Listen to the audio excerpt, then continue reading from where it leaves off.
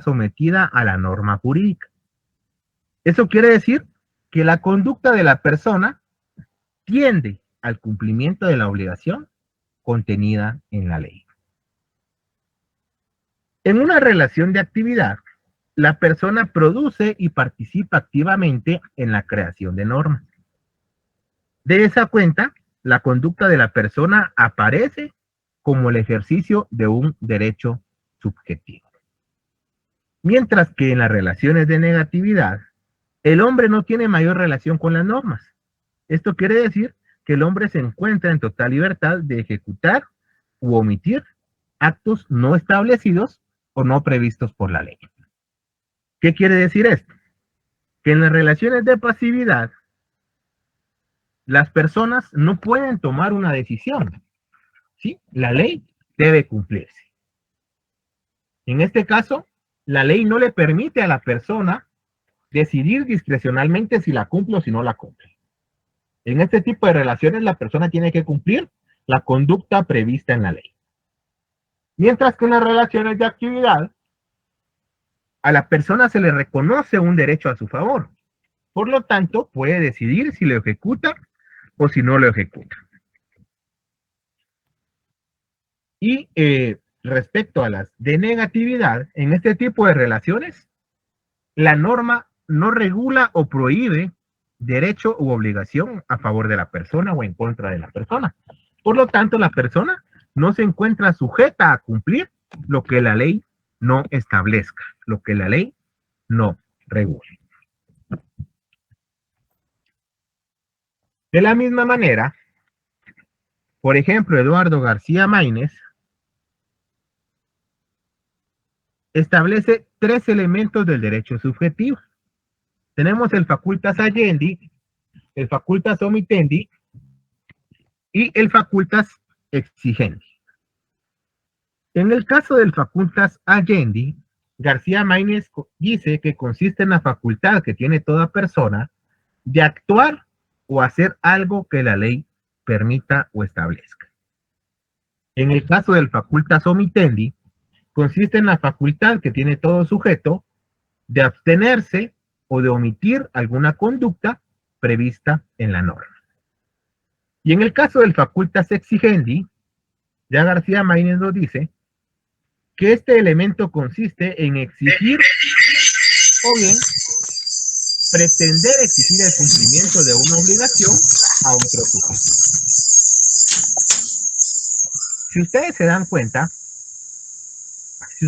cuenta, podemos llegar a la conclusión, y eso lo van a ver más adelante, sobre todo, por ejemplo, en derecho penal, que la persona puede actuar o la persona puede producir efectos jurídicos a través de la acción o la omisión.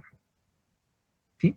La persona puede actuar a través de la acción o a través de la omisión. ¿Sí? Yo puedo producir efectos jurídicos tanto si realizo situaciones o conductas previstas en la norma, como si yo omito la realización de alguna conducta prevista en la norma.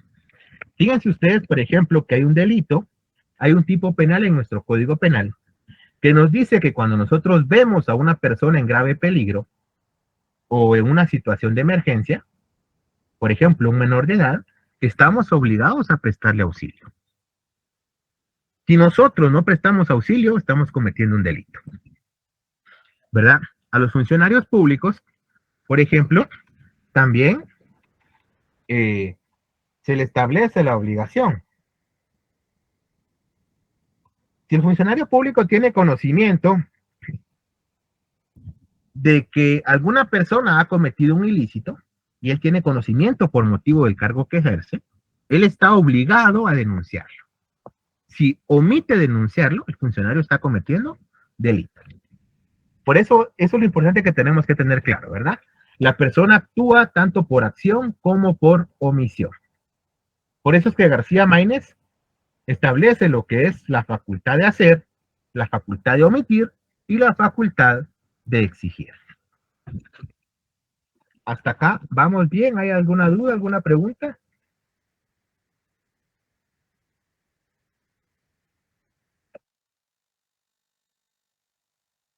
No, licenciado. Todo bien, licenciado.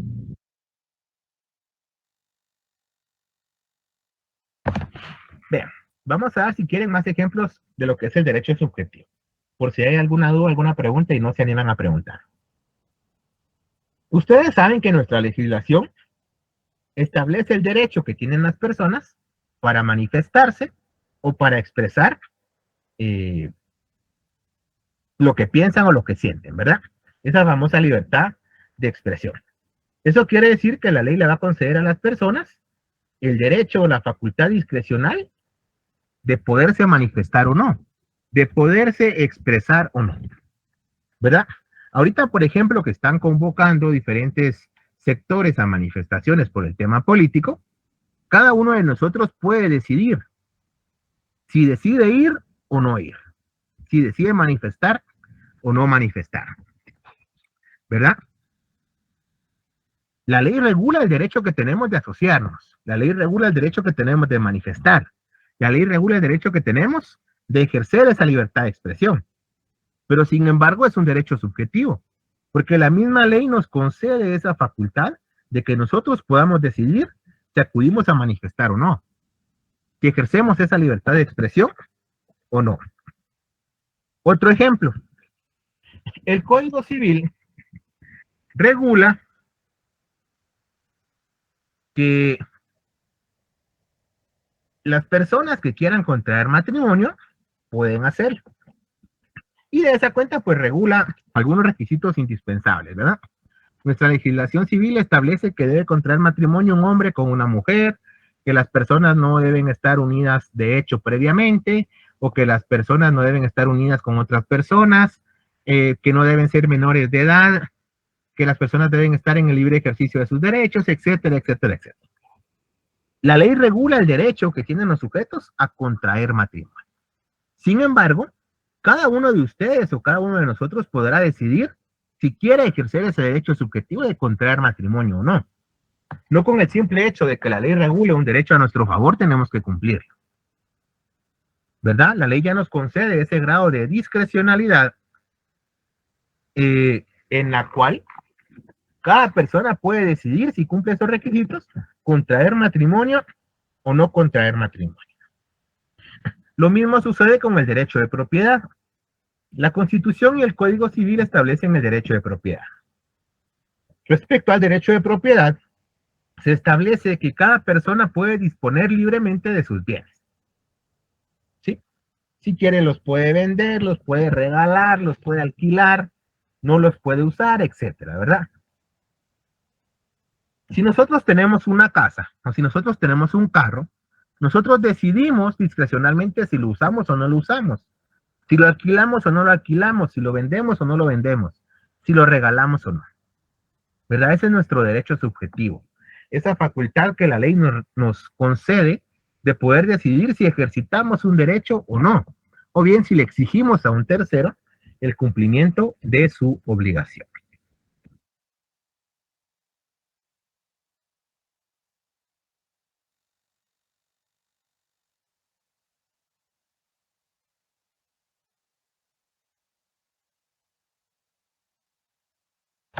De esa cuenta, entonces, la doctrina establece distintas formas en que se manifiesta el derecho subjetivo, ¿verdad? ¿Cuáles son estas formas? Como un derecho de libertad, como un poder jurídico, como una pretensión o como derecho de cumplir el propio deber. ¿Qué quiere decir entonces? Como un derecho de libertad. En este caso, yo quiero que hagamos una distinción previa. Tenemos que tener claro que el titular del derecho subjetivo es la persona a cuyo favor la ley regula un derecho. Y el titular del deber jurídico es la persona que la ley regula que está obligada a garantizar ese derecho para la otra persona. ¿Sí? Titular del deber jurídico, la persona que tiene un derecho a su favor. Titular del perdón, del derecho subjetivo es la persona que tiene un derecho a su favor, corrijo.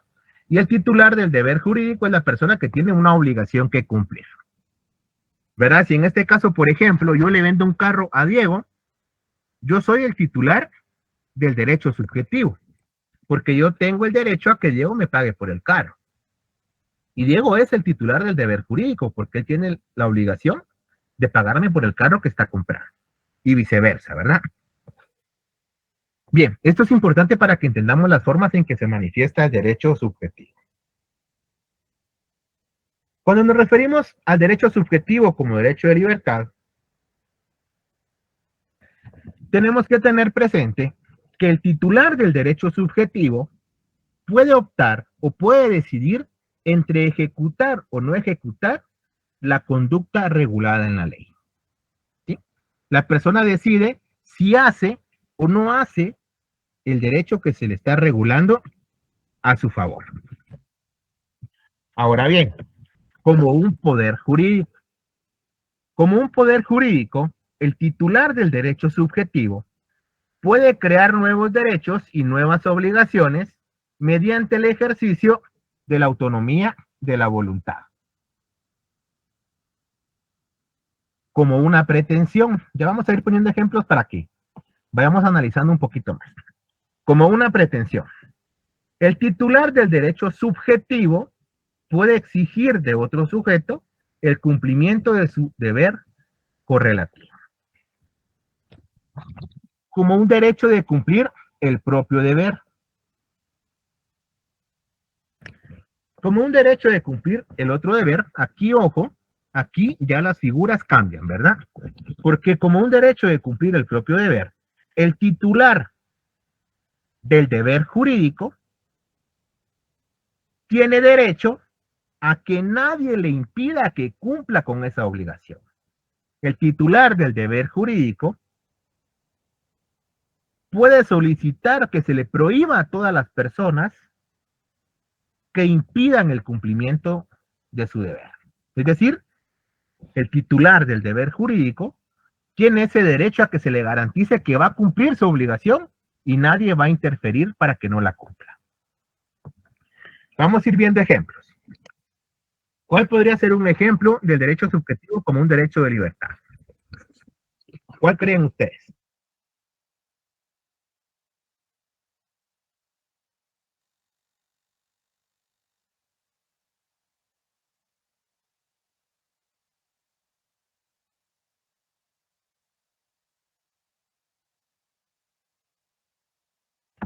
Vender y comprar, pero ¿por qué vender y comprar? Recuerden que cuando vemos un ejemplo, tenemos que decir el ejemplo y razonar el por qué, ¿verdad? Para ver si está correcto o no está correcto.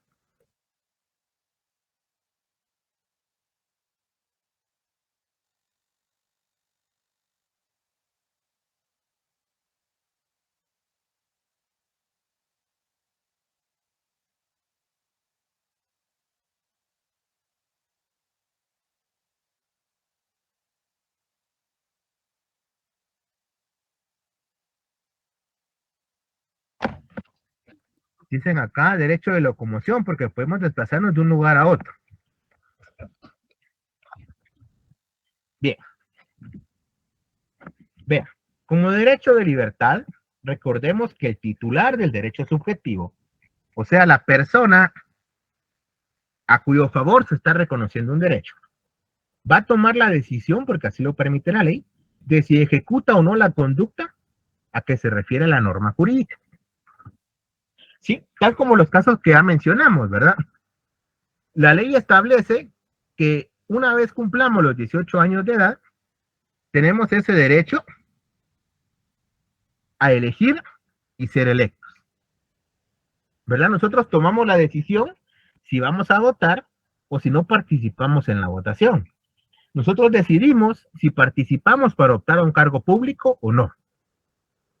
¿Sí? El titular del derecho subjetivo decide si puede ejercitar algo o no. Como un poder jurídico, dijimos que el titular del derecho subjetivo puede crear nuevos derechos y nuevas obligaciones mediante el ejercicio de la autonomía de la voluntad. ¿Qué quiere decir esto? ¿Alguien que quiera dar un ejemplo? Adelante, Alan. Licenciado, entonces, este derecho de libertad, por ejemplo, sería si uno tiene una finca y esta es invadida por personas. Entonces, uno tiene la facultad de exigir el desalojo o permitir que ellos permanezcan ahí, ¿verdad? Bueno, o sea, en este caso usted decide si garantiza su derecho de propiedad o no. ¿Verdad? Usted decide si, como la propiedad es suya y usted tiene ese derecho de propiedad, usted puede decidir si los deja viviendo ahí, si les permite vivir más o no. Otro ejemplo, pero ahora, ahí estamos bien, Alan. Ahora como un poder jurídico.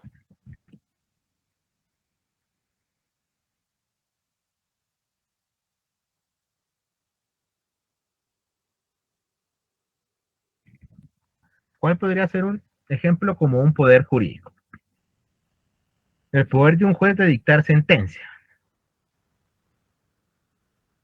No, el juez está obligado a resolver.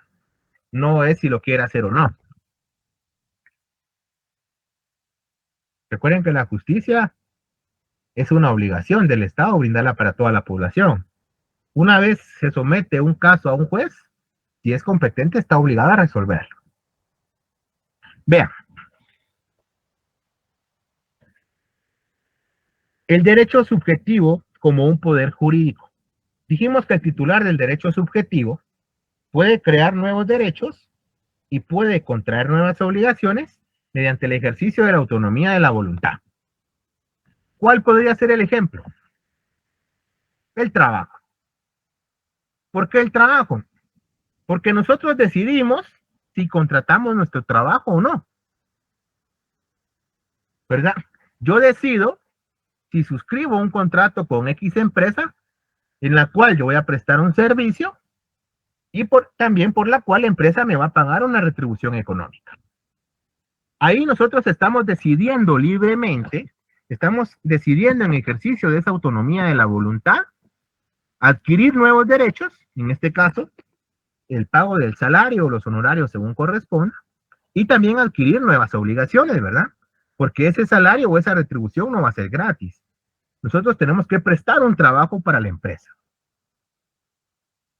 ¿sí? Por ejemplo, un contrato de tarjeta de crédito. Si yo voy a X banco a sacar una tarjeta de crédito, yo a través de la autonomía de la voluntad que poseo, estoy decidiendo libremente en este caso adquirir nuevos derechos y contraer nuevas obligaciones. ¿Qué derecho voy a tener? Voy a tener derecho a utilizar la tarjeta de crédito. Voy a tener derecho a poder realizar en compras por cuotas. Voy a tener derecho a poder sacar determinada cantidad de dinero del cajero, ¿verdad? ¿Qué obligaciones voy a tener? Tengo la obligación de pagar en tiempo mi tarjeta de crédito. Tengo la obligación que si no la pago en tiempo, tengo que pagar los intereses que el banco me cobre. Ahí estamos adquiriendo, mediante el ejercicio de esta autonomía de la voluntad, nuevos derechos y nuevas obligaciones. Bien, como una pretensión. Como una pretensión dijimos que el titular del derecho subjetivo puede exigir de otro sujeto el cumplimiento de su obligación. ¿Sí? Aquí ya participan dos personas, ¿verdad? La persona que es titular del derecho le exige a la persona que es titular de la obligación que cumpla. Aquí podría ser, por ejemplo, el caso del patrono que despide a su trabajador sin justa causa. El titular del derecho, en este caso el trabajador, tiene derecho a que su patrono le pague la indemnización por haberlo despedido sin justa causa. Sí, eso quiere decir que el trabajador tiene ese derecho de exigirle al patrono el pago de la indemnización. Lo mismo sucede, por ejemplo, en el caso que pusimos en el hecho de tránsito, ¿verdad? Si Julio César colisiona el vehículo de Jordi, Jordi tiene ese grado de decisión, ese grado de discrecionalidad de exigir que Julio César le pague los daños de su vehículo. Ahora bien, ¿cuál podría ser un ejemplo del derecho subjetivo como el derecho de cumplir el propio deber.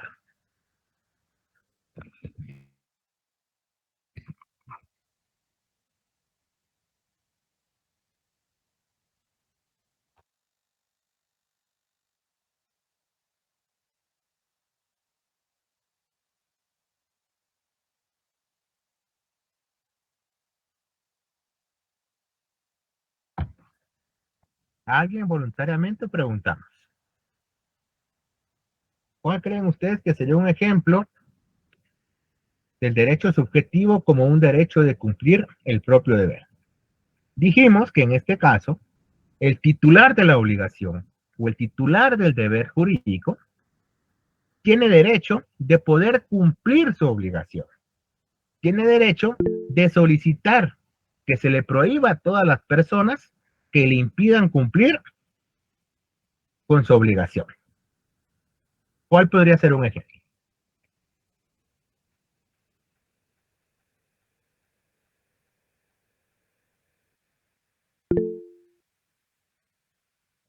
Adelante, Rodolfo. Digamos, el ejemplo que usted ponía de la tarjeta de crédito, licenciado, de utilizar o no el financiamiento, las cuotas, es un derecho que depende de la discrecionalidad del tarjetaviente, si lo ejerce o no. No, pero eso no es, digamos, el derecho subjetivo como derecho de cumplir el propio deber, Rodolfo. ¿No? El derecho subjetivo de cumplir con el propio deber se da en el caso de que el titular de la obligación tiene derecho a poder cumplir con su obligación.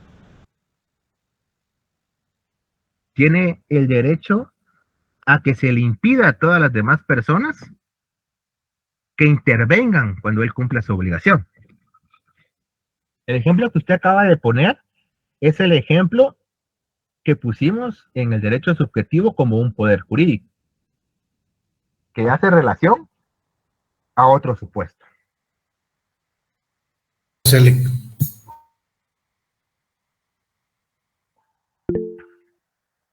Adelante, Alan. Podría ser, por ejemplo, si yo deseo reconocer a un niño que pues no ha nacido dentro de mi matrimonio, pero yo deseo reconocerlo porque sé que es mío. Entonces nadie puede impedirme ese derecho. Vamos bien, vamos bien. Podría ser un ejemplo, porque en este caso la ley establece que el niño tiene derecho a ser reconocido por sus padres, ¿verdad? En este caso, Alan puede reconocerlo, ya sea que tenga que plantear un proceso o que pueda tomar alguna acción para hacerlo, ¿verdad? Pero en este caso, Alan, que es el obligado, Alan, que es el titular del deber jurídico, tiene ese derecho de cumplir su obligación y que se le impida a todos los demás que interfieran. Bien, Alan, Alfredo. Tal vez en este caso el derecho que tiene el actual presidente electo, que ya fue elegido y nadie puede impedirle. No. Ahí estamos mezclando conceptos, Alfredo.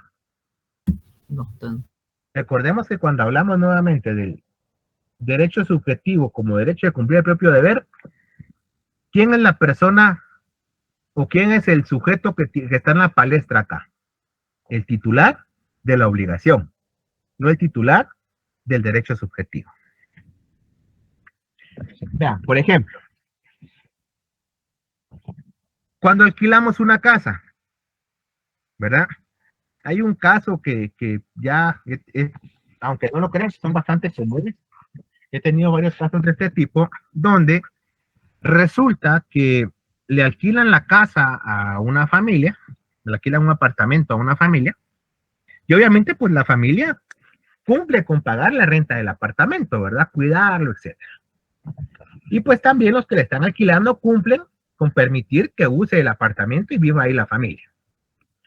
Sin embargo, es bastante común que cuando uno de los hijos de los dueños de la casa o del apartamento contrae matrimonio,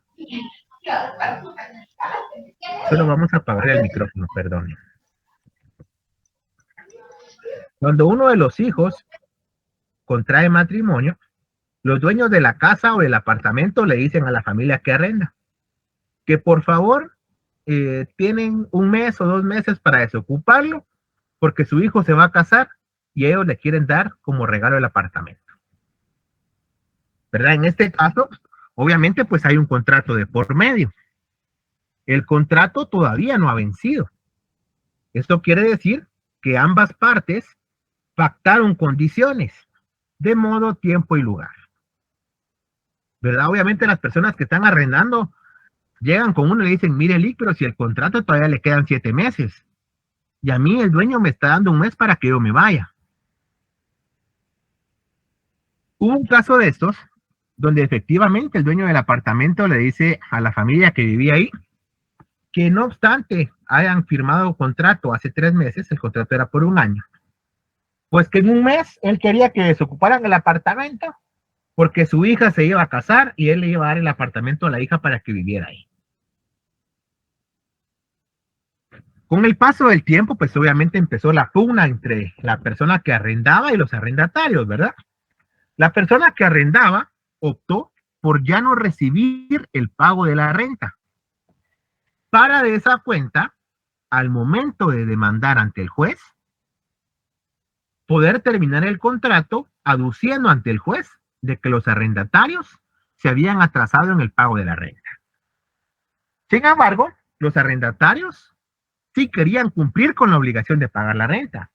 Los arrendatarios sí tenían el dinero de la renta. ¿Qué hicimos en este caso? Nosotros fuimos ante un juez y lo que hicimos fue solicitar que el pago se consignara a favor del juzgado. ¿Qué sucede acá? Que como la persona que estaba alquilándole la casa no quiso recibir el pago para así poderlo sacar por falta de pago, fuimos ante el juez, le expusimos al juez la situación y el pago se hizo ante el juzgado a favor de esa persona.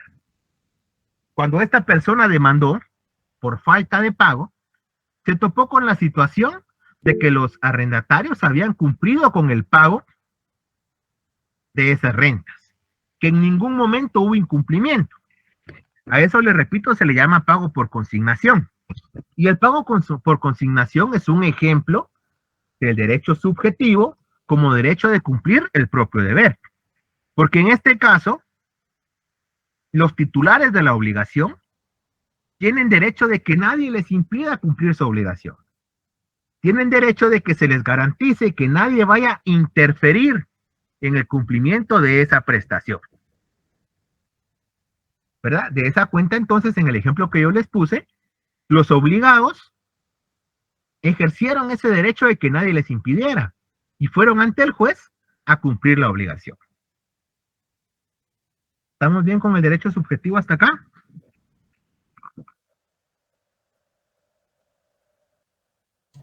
Sí, licenciado.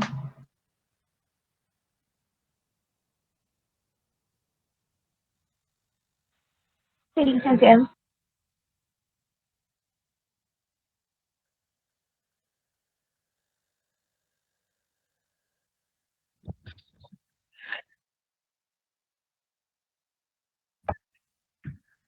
Bien, seguros porque en el examen parcial sí van a venir ejemplos, ¿verdad? Si ustedes se dieron cuenta en el primer examen parcial, 2 o 3 ejemplos creo que vinieron nada más. 2, si no estoy mal. Porque los demás eran ejemplos, pero no eran ejemplos prácticos, sino eran ejemplos ya eminentemente de elementos o de situaciones eminentemente doctrinarias, ¿verdad? Bien.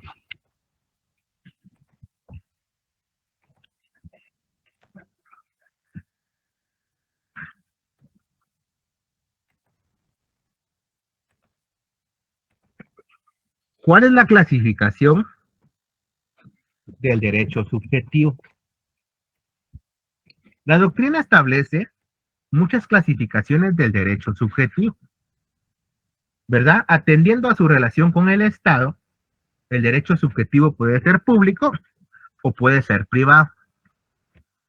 Por ejemplo, el derecho subjetivo público es aquel derecho subjetivo que los particulares tienen frente al Estado y que el Estado